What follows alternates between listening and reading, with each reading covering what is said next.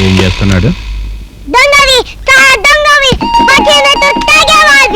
చంపేస్తాను, నేను చంపేస్తాను బాబు. చంపేస్తాను బాబు. నేను చంపేస్తాను. బాబు. నా జోలికి తాతయ్య కదా? రావద్దు నువ్వు. అలా అనకూడదు. నేను చంపేస్తాను. తాతయ్య నీకోసం వచ్చాడు బాబు. తప్పు బాబు. వదులు. తాతయ్య నేను అనకూడదు వదులు. బాబు. నేను నిన్ను బాబు. చంపేస్తాను. తప్పు నన్ను బాబు. వదులు. అనకూడదు బాబు. నన్ను వదులు. రావద్దు, దగ్గర రావద్దు. బా- సారాతో కొంపలు కాదురా. కోస్తా, సారాతో ముసురు చంపేస్తా. కాదురా. సారా వల్లే మా నాన్న నీ దగ్గర నుంచి వచ్చేసాడు. సారా వల్లే మా అమ్మ నిన్ను తెచ్చింది. సారా తోటి మా అందరినీ చంపేస్తావు. సారా తోటి మా అందరినీ చంపేస్తావు. సారా తోటి మా అందరినీ చంపేస్తావు.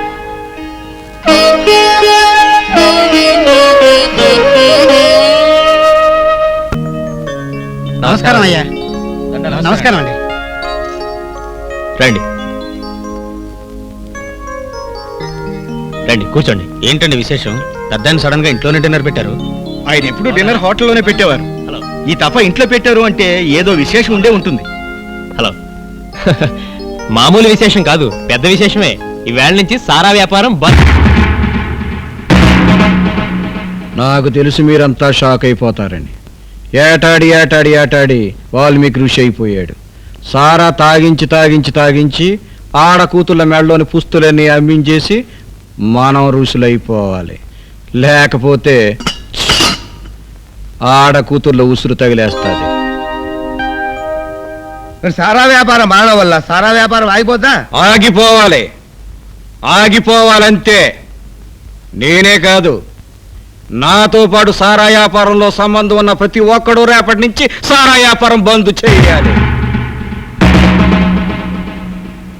ఏంటి ఏంటి ఒక్కసారిగా సీన్ అంతా సైలెంట్ అయిపోయింది? అది కాదు, మీ నిర్ణయాన్ని మరొక్కసారి ఆలోచిస్తే బాగుంటుంది అనుకుంటున్నాను.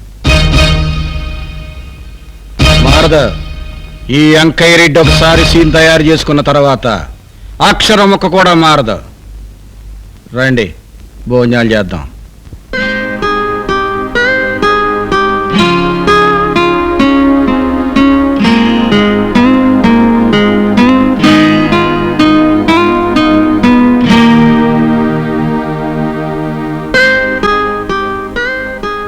మామగారి సెంటిమెంట్ కోడల మీద బాగా పనిచేస్తున్నట్టుంది.